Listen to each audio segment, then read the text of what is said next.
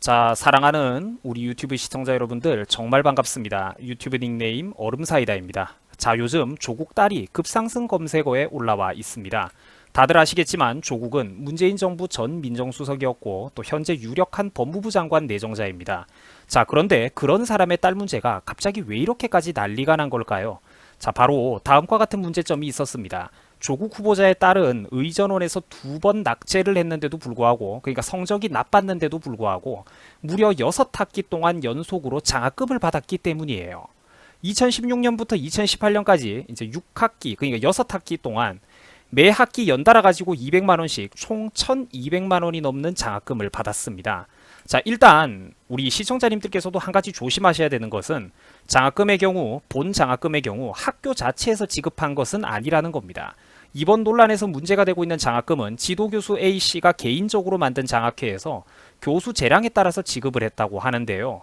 자, 보통 그래도 학생들의 장학금이라는 것에는 성적이 우수하다든지 가정 형편이 어렵다든지 일정한 기준치가 있게 마련입니다. 그러나 주요 포인트를 제가 한번 정리를 해봤습니다. 첫 번째, 조국은 요즘 언론을 통해서 밝혀지고 있듯이 여러 가지 논란이 되고 있는 방법과 과정들을 통해서 재산을 악착같이 늘려가지고 50억 이상의 자산 규모를 보유하고 있는 사람입니다. 부유한 사람이죠. 제가 이래가지고 위선적인 강남 좌파를 싫어하는 건데 일단 오늘 이 부분은 넘어가겠습니다. 그러니까 그런 집안의 딸내미라면 당연히 부잣집의 자제라고 할 수가 있겠고, 그러니까 가정 형편 때문에 돈을 받은 것은 아니라는 겁니다. 자, 그리고 두 번째, 같은 장학금을 받은 학생들이 총 7명이라고 하는데, 세 번째, 조국 딸을 제외한 나머지 6명은 단 한 차례씩만 장학금을 받을 수 있었다는 겁니다. 그런데 이게 어떤 부분이 문제가 되냐면, 남들은 여러 명들이 한 학기에 100에서 150만 원씩 장학금을 나눠서 받았는데, 조국 딸 같은 경우에는 유급한 뒤에 복학을 했는데도 따박따박 200만 원씩 나 홀로 장학금을 수령했다는 겁니다. 자, 논란이 되자 A 교수는 조국 딸이 1학년 때 학습량이 워낙 많다 보니까 낙제를 하고 공부를 포기하려고 해서 포기하지 말라는 차원에서 격려 차원에서 지원한 것이다. 면학 장학금이다 라고 대답을 했습니다. 자, 하지만 네티즌들은 물론이고 같은 기간에 학교를 다녔다는 학생들도 언론과의 인터뷰를 보면 이해할 수 없다는 반응을 보였습니다. 자, 왜 그러냐? 요점은 면학 장학금이 있는 것은 사실이지만 어떻게 특정인 한 사람이 6학기 연속으로 받을 수 있냐는 것입니다. 그 부분을 다른 학생들도 이해를 못하겠다는 거죠. 특히 성적이 나빴는데도 불구하고 6학기 연속으로 받는다? 이거를 일반적인 확률의 문제라고 바라보기에는 너무나도 기적적이다는 것입니다. 자, 더군다나 학생들마다 학습량이 다른 것도 아닌데 조국 딸만 억울하게 더 많은 공부를 하는 것도 아닌데 똑같이 공부를 하면서 성적도 더 잘 받고 집안 재산은 조국 딸보다 가난하면서 보다 성실하고 좋은 성과를 내는 학생들도 많을 텐데 왜 유독 특정인의 딸만 6학기 연속으로 장학금을 받냐는 겁니다. 좀 이상하지 않습니까? 우리 정치 성향을 떠나가지고 현 중고등학생, 대학생 여러분 1, 20대 동생들 한번 대답 좀 해보십시오. 이런 문제 제기조차 해서는 안 된단 말입니까? 그게 민주주의입니까?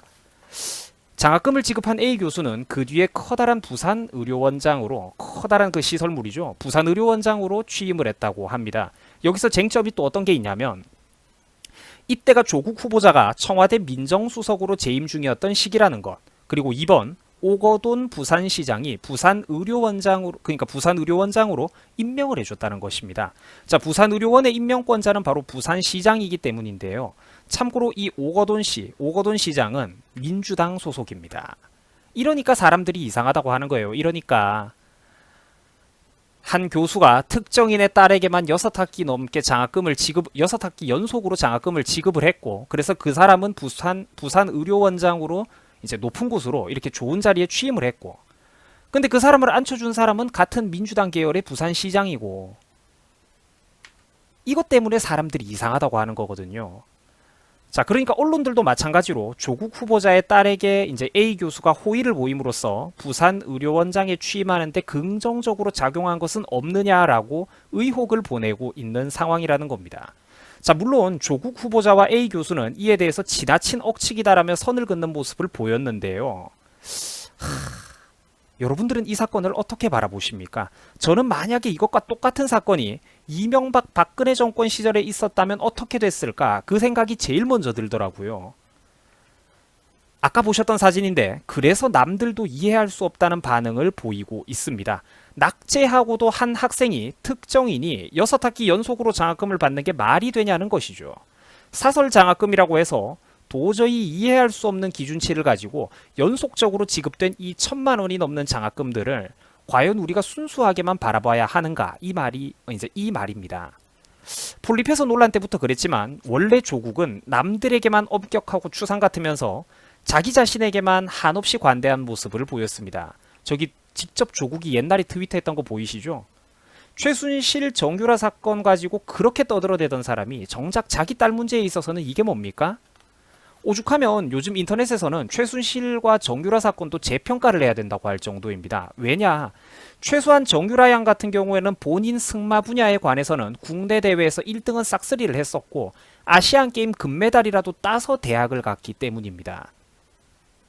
하물며 정유라나 최순실 같은 사람들은 박근혜랑 가족 사이도 아니지 않습니까? 만약에 홍준표, 황교안, 나경원의 아들, 딸들이 낙제를 했으면서 6학기 연속으로 장학금을 받았다는 사실이 언론에 터졌다고 생각해보세요. 어떻게 되겠습니까? 한국 사회는 이미 너무나도 정치 이념적으로 편향되어 있습니다. 그래서 똑같은 사건도 어느 쪽에서 터지냐에 따라서 그 반응과 파급력이 너무나도 다르게 이중적으로 다뤄지고 있다는 거예요. 이런 와중에 정부에서는 요즘 대놓고 유튜브를 겨냥해가지고 가짜뉴스를 단속하겠다는 소리를 치고 있습니다. 가짜뉴스의 기준이 도대체 뭡니까? 알고 봤더니 장학금이 1,200만 원은 아니고 1,199만 원이더라? 그러면 1,200만 원이라고 말했던 사람들은 전부 다 처벌해야 되는 겁니까? 여러분들 진짜 생각 잘 하셔야 됩니다. 미국에서도 한때 정치에 관해서 가짜뉴스를 처벌한다 만다 논란이 쟁점이 된 적이 있었습니다. 그런데 결국 미국 사회에서는 그거를 포기를 했어요. 왜 그런지 아십니까? 바로 어디서부터 어디까지를 가짜뉴스로 규정할 것인가가 애매했기 때문입니다. 이거 진짜 가짜뉴스라는 걸 고지고대로 따지자면 박근혜 전 대통령에 관한 온갖 증거 없었던 그런 성추문들이라든지 비아그라 얘기들이라든지 또 정유라가 숨겨둔 친딸이라느니 이제 정유라가 숨겨둔 박근혜 대통령의 친딸이라느니 이런 댓글 달았던 수십만 명이 넘는 네티즌들 싹 다 징역 보내야 되는 것 아닙니까?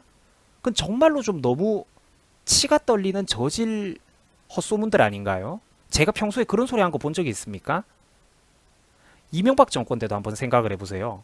이명박 정권 때 광우병 괴담 그리고 이명박이 일부러 천안함 연평도 자작극을 벌였다던 사람들, 그 네티즌들, 음모론을 퍼나르던 네티즌들이 그때 당시에 얼마나 많았습니까, 여러분? 일부러 그 천안함을 침몰시켰다. 일부러 국민들을 죽이려고 광우병소를 들여온다. 그 음모론이 얼마나 많았냐고요. 줄여서 잡아도 100만 명은 가뿐하게 넘을 텐데 그거 싹 다 10년 전 일까지 캐내가지고 지금 온 국민들 200만 명, 400만 명 싹 다 징역 보내야 됩니까, 여러분들? 가짜뉴스 처벌해야 된다 하면 그런 것부터 일 처리를 해야죠. 광우병 괴담 가지고 고지고대로 처벌하자고 하면 후달리는 분들 많지 않습니까? 저는 그때 당시에도 좌파들하고 싸우면서 광우병은 헛소문이다라고 싸우던 사람이거든요, 저는. 국민이 말하는데 어디서 감히 정권에서 가짜뉴스를 운운을 합니까, 지금. 자기들이 지난날 했던 그 부끄러운 행동들 반성도 안 합니까? 문재인 정부의 경제정책을 부정적으로 바라보면 가짜뉴스인가요? 경제 전망을 어둡게 하면 가짜뉴스입니까? 존경하는 유튜브 시청자 여러분, 우리가 한번 잘 생각을 해보자는 겁니다. 실제로는 누구 정부가 훨씬 더 폭넓은 표현의 자유를 허용했었는지, 어떤 시대에 국민들이 훨씬 더 제약 없이 겁 없이 마음대로 떠들 수가 있었는지 우리가 생각을 좀 해보자고요. 지금 여러분들 우파 쪽에서 과거 이명박 박근혜 정권 시절 수준의 그 정도 수준의 치 떨리는 가짜뉴스를 함부로 퍼나르면요, 농담 아니고 감옥 갑니다. 그 사람들이 최소한 양심이 있어야죠. 자기들은 그 여객선 침몰할 때 컵라면 먹은 장관도 그 떼법으로 잘라내고 이러면서 지들은 고가의 동해 한정식 집 가고, 국민들이 이런 걸 보고도 기초적인 가치 판단을 못하지 않습니까? 대한민국 사회는요, 지금 너무나도 정치 이념적으로 편향되어 있습니다. 그래서 바른 말을 해주면 그토록 쓰게 들리고 격하게 들리는 거예요. 이미 정상적인 가치 판단 기준이, 국민들의 정상적인 가치 판단 기준이 심각하게 오염되어 있기 때문입니다. 여러분들 수고하셨습니다.